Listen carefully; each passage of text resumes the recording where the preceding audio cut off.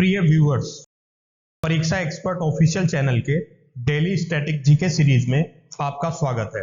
इस सीरीज में हम प्रतिदिन आपके लिए UPSC, state PSC, SSC, RRB banking तथा विविध परीक्षाओं से संबंधित 10 प्रश्न व्याख्या सहित लेकर प्रस्तुत होंगे। हम आशा करते हैं कि ये प्रश्न आपकी परीक्षाओं की तैयारी में सहायक सिद्ध होंगे। चलिए शुरू करते हैं पहले क्वेश्चन से। भारत के मुख्य निर्वाचन आयुक्त की पदावधि क्या है? ऑप्शन ए 5 वर्ष या 65 वर्ष की आयु तक जो भी पहले हो। ऑप्शन बी राष्ट्रपति के प्रसाद पर्यंत। ऑप्शन सी 6 वर्ष या 65 वर्ष की आयु तक जो भी पहले हो।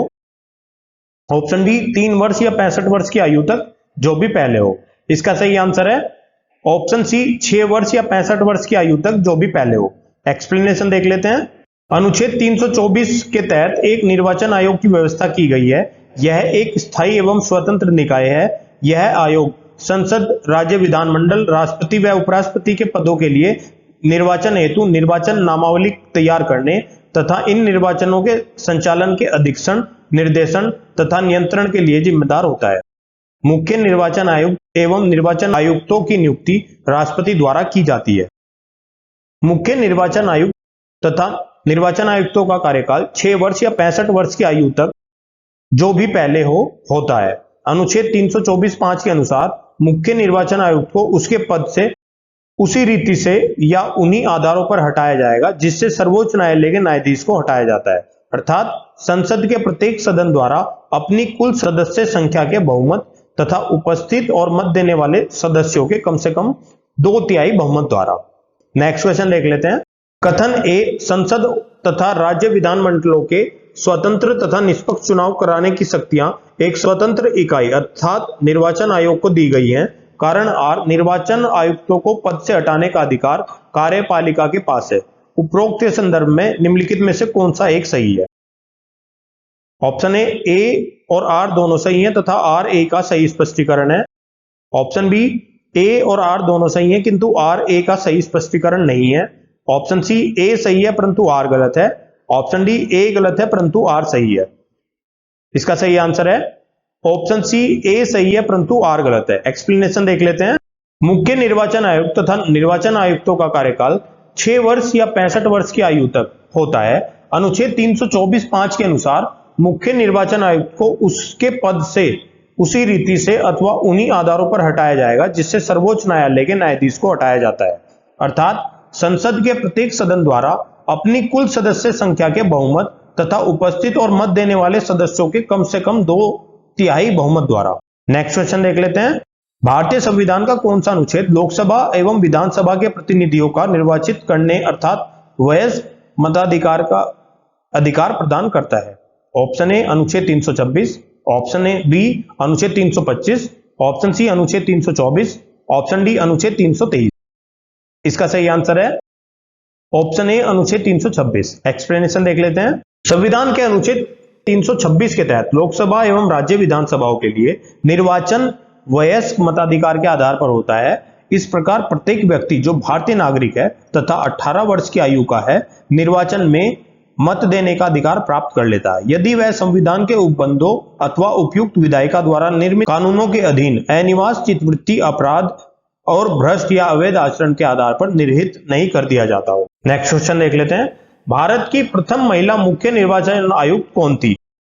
Option A VS Ramadevi, option B GD Das, option C SK Bedi, option D RM Nikam. इसका सही आंसर है option A VS Ramadevi. Explanation देख लेते हैं। भारत की प्रथम महिला मुख्य निर्वाचन आयुक्त वीएस रमादेवी थी।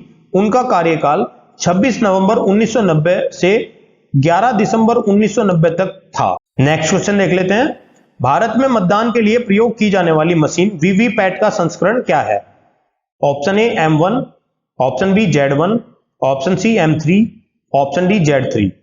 एक्सप्लेनेशन देख लेते हैं। इसका सही आंसर है ऑप्शन सी M3। एक्सप्लेनेशन देख लेते हैं। पारदर्शी चुनावी व्यवस्था की पुष्टि के लिए निर्वाचन आयोग द्वारा voter verified paper audit trail VVPAT युक्त ईवीएम का M2 या M3 संस्करण वर्तमान में प्रयोग किया जा रहा है। नेक्स्ट क्वेश्चन देख लेते हैं। भारत में कोई भी राजनीतिक दल राष्ट्रीय दल के रूप में मान्यता प्राप्त कर सकता है यदि वह राज्य स्तर का दल है या कम से कम ऑप्शन ए 3 राज्यों में, ऑप्शन बी 4 राज्यों में, ऑप्शन सी 5 राज्यों में, ऑप्शन डी 7 राज्यों में।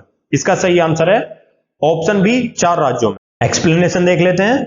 किसी राजनीतिक दल को राष्ट्रीय दल के रूप में निर्वाचन आयोग द्वारा तभी स्वीकृति दी जाती है जब वह 3 में से किसी एक शर्त को पूरा करता है।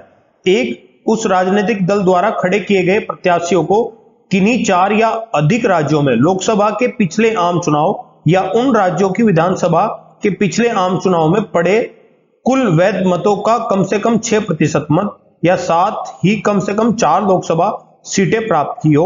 नंबर 2, उस दल को लोकसभा के पिछले चुनाव में लोकसभा की कुल सदस्य संख्या की कम से कम 2% सीटें प्राप्त हो या सदस्य कम से कम 3 राज्यों से चुने गए हों। नंबर 3, उस दल को कम से कम 4 राज्यों में राज्य स्तरीय दल की मान्यता प्राप्त। नेक्स्ट क्वेश्चन देख लेते हैं। कथन ए, अनुच्छेद 368 के अंतर्गत संसद संविधान के किसी भी भाग में संशोधन कर सकती है। कारण आर, संसद भारत की जनता द्वारा निर्वाचित उच्चतम विधायी संस्था है। ऑप्शन ए और आर दोनों सही हैं तथा आर ए की सही व्याख्या है। ऑप्शन बी, ए और आर दोनों सही हैं परंतु आर ए की सही व्याख्या नहीं है। ऑप्शन सी, ए सही है परंतु आर गलत है। ऑप्शन डी, ए गलत है परंतु आर सही है। इसका सही आंसर है ऑप्शन ए और आर दोनों सही हैं और आर ए की सही व्याख्या है। एक्सप्लेनेशन देख लेते हैं। संविधान के भाग 20 के अनुच्छेद 368 में संसद को संविधान एवं इसकी व्यवस्था में संशोधन की शक्ति प्रदान की गई है। यह प्रावधान करता है कि संसद अपनी संवैधानिक शक्ति का प्रयोग करते हुए इस संविधान के किसी उपबंध का परिवर्तन या निरसन के रूप में संशोधन कर सकती है। संसद भारत की जनता द्वारा निर्वाचित उच्चतम विधायी संस्था है। इसी कारण संविधान में संशोधन का यह अधिकार संसद को प्राप्त। अतः कथन एवं कारण दोनों सही हैं और कारण कथन की स्पष्ट व्याख्या है। नेक्स्ट क्वेश्चन देख लेते हैं। निम्न विधेयकों में से किस एक का भारतीय संसद के दोनों सदनों द्वारा अलग अलग विशेष बहुमत से पारित होना आवश्यक है। ऑप्शन ए, साधारण विधेयक। ऑप्शन बी, संविधान संशोधन विधेयक। ऑप्शन सी, वित्त विधेयक। ऑप्शन डी, धन विधेयक। इसका सही आंसर है ऑप्शन बी, संविधान संशोधन विधेयक। एक्सप्लेनेशन देख लेते हैं। भारत के संविधान के अनुच्छेद 368 में कहा गया है कि संविधान संशोधन विधेयक को प्रत्येक सदन में अलग अलग पारित करना अनिवार्य है। दोनों सदनों के बीच सहमति होने पर दोनों सदनों की संयुक्त बैठक में विधेयक को पारित करने का प्रावधान नहीं है। नेक्स्ट क्वेश्चन देख लेते हैं। संविधान संशोधन करने के विधेयक को वीटो करने की राष्ट्रपति की शक्ति सहमति देनी होगी सबसे स्थानापन्न करके किस संशोधन द्वारा छीन ली गई है। ऑप्शन ए, 23वां संशोधन। ऑप्शन बी, 24वां संशोधन। ऑप्शन सी, 42वां संशोधन। ऑप्शन डी, 44वां संशोधन। इसका सही आंसर है ऑप्शन बी, 24वां संशोधन। एक्सप्लेनेशन देख लेते हैं। 24वें संविधान संशोधन अधिनियम 1971 द्वारा अनुच्छेद 368 के खंड 2 में संशोधन करके संसद के दोनों सदनों द्वारा पारित संविधान संशोधन विधेयक को वीटो कर सकने की राष्ट्रपति की शक्ति को छीन लिया गया था। अब यह कहा गया है कि राष्ट्रपति के सामने कोई संविधान संशोधन विधेयक आता है जो संसद द्वारा पारित किया गया हो तो उस पर राष्ट्रपति को अनुमति प्रदान करनी ही होगी। नेक्स्ट क्वेश्चन देख लेते हैं। संविधान का 93वां संशोधन संबंधित है।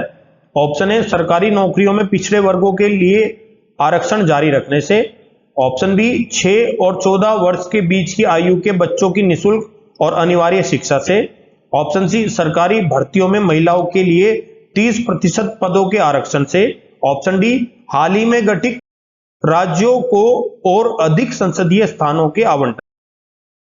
इसका सही आंसर है ऑप्शन बी, 6 और 14 वर्ष के बीच की आयु के बच्चों की निःशुल्क और अनिवार्य शिक्षा से।